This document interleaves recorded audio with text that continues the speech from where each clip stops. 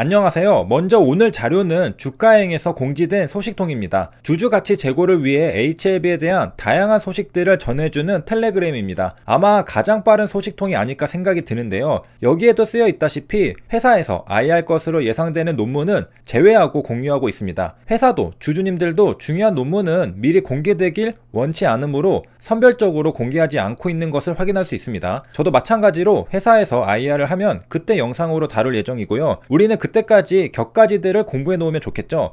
회사가 발표하기 전에는 중요도는 떨어지지만 그래도 알아두면 좋을 내용들을 함께 살펴보도록 하겠습니다. 참고로 주가행의 링크는 설명란에 있습니다. 논문을 보겠습니다. 제목의 첫 글자부터가 트리플입니다. 트리플 컨비네이션을 했다는 건데요. 약을 2개도 아닌 3개를 써보겠다는 겁니다. 미사일을 3개 싣고 싸워보겠다는 의지를 느낄 수 있죠. 한 발씩 쏴주겠다는 거죠. 무슨 약들을 쓸까요? 하나는 혈관신생 억제제고요. 무슨 약인지 알겠죠? 리보세라닙입니다. 또 하나는 PD-1 억제제입니다. 이 약은 캄렐리주맙입니다. 그리고 다른 하나는 친숙하진 않죠. 일단은 케모세라피가 하나 있습니다. 차근차근 한번 둘러보겠습니다. 백그라운드를 읽어보면 왜 약물을 3가지나 쓰는 임상시험을 했는지 엿볼 수 있습니다. 기존의 수술이 불가능한 진행성 간세포암에서는 약을 하나 써보니까 효과가 만족스럽지 않았다는 겁니다. 치료가 될 것 같으면서도 뭔가 부족했다는 거죠.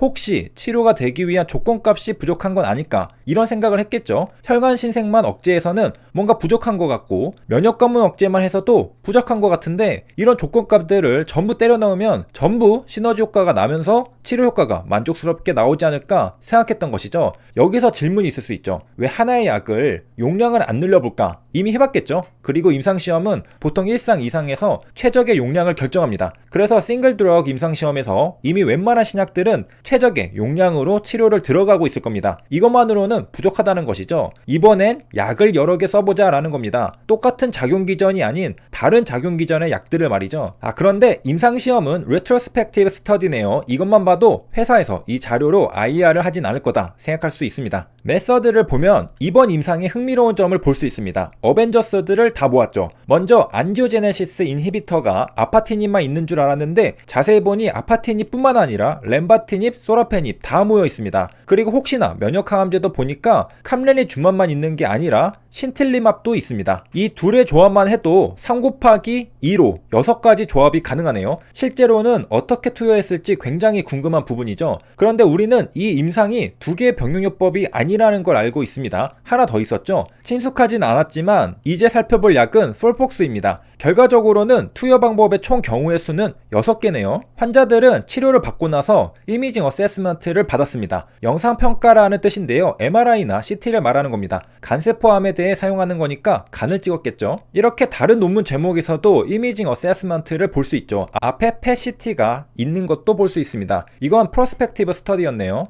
자, 이제 폴폭스가 뭔지 보러 갈까요? 전부 대문자니까 뭔가 앞글자만 따서 만든 단어 같죠? 이런 거 우리가 본 적 많습니다. 바로 항암화학요법에 사용되는 약들은 이렇게 사용을 많이 하죠. 그리고 사실 현재 출시된 약들이 1세대, 2세대 아니면 3세대밖에 없죠. 지금 2세대 항암제와 3세대 항암제가 벌써 나와 있는데요. 트리플 컨비네이션에서 언급되지 않고 하나 남은 건 1세대밖에 없다는 것도 볼 수 있습니다. 폴폭스의 정체는 대략 짐작이 가죠. 폴폭스의 정체는 바로 플루오로우라실과 옥살리플라틴이었습니다. 여기에다가 하나 더 추가된 것이죠. 폴리닉 엑시드죠. 이렇게 3개가 합쳐진 걸 폴폭스라고 합니다. 그러니까 임상시험 논문의 제목이 트리플 컨비네이션이라고 적혀있지만 사실은 5개의 약을 쓴 거죠. 여기 컨비네이션의 장점을 설명해 주는데 잠깐 읽어보겠습니다. 왜 병용요법이 효과가 좋냐? different way로 종양세포를 죽이기 때문이죠. 각기 다른 작용기전으로 여러 방면으로 공격한다는 것이죠. 보스몹을 잡으러 가는데 검사가 창으로 찌르기도 하고 마법사가 마법도 쓰고 버프도 걸어주고 표창도 날리고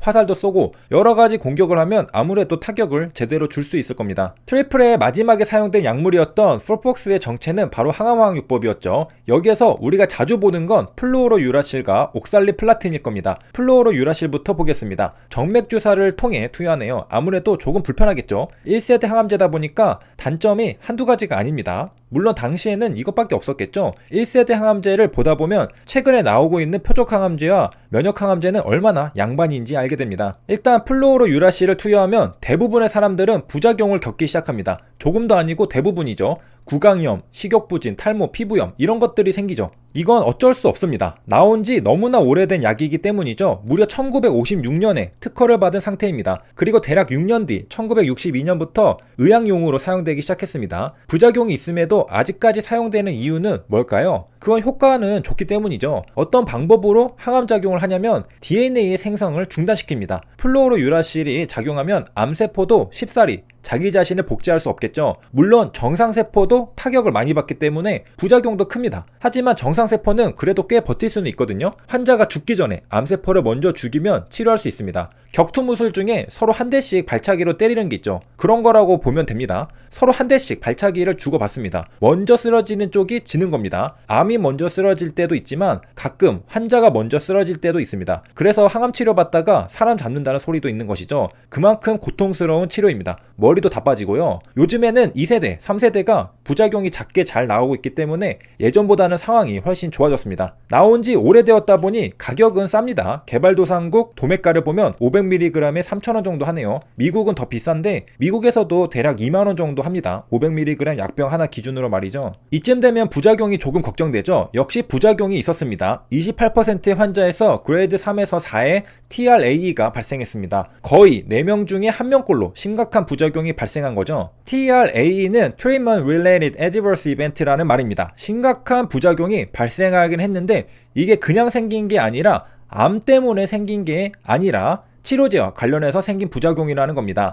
그러니까 지금 사용한 항암제 때문에 생긴 부작용이라는 소리죠. 이게 높으면 좋지 않겠죠? 신약 개발하는 회사 입장에서는 말이죠. 그런데 우리는 아파티닙의 부작용이 굉장히 낮다는 걸 알고 있습니다. 28%의 부작용은 사실 폴폭스에서 발생한 게 아닐까 생각할 수 있겠습니다. 원래 1세대 항암제는 부작용이 심하잖아요. 그래서 어느 정도 예상할 수 있었던 그레이드 3에서 4 부작용이었습니다. 플루오로우라실은 최근에도 많이 활용되고 있는데요. 2019년도에는 어떤 것도 나왔냐면 체내에 들어가면 플루오로우라실로 변환되는 약물도 개발되었습니다. 카페시타빈이라고 하는데요. 몸 밖에서는 비스무리한 걸로 있는데 몸에 들어가면 플루오로우라실로 바뀌는 것이죠. 카페시타빈의 상품명은 젤로다인데요. 작용 기전도 플루오로우라실과 똑같겠죠. 암세포의 성장을 방해합니다. 부작용도 플루오로우라실의 부작용일 겁니다. 왜냐? 우리 몸에서 플루오로우라실로 바뀌니까요. 재미있는 사실은 부작용이 30% 이상의 환자에서 발생한다고 하는데요. 우리가 방금 본 논문의 부작용도 약 30%에 달합니다. 굉장히 비슷한 비율입니다. 물론 세 가지 병용요법이기 때문에 플루오로우라실의 부작용이라고 말할 수는 없겠습니다. 나머지 결론은 다음 시간에 이어서 살펴보겠습니다. 세 줄 요약입니다.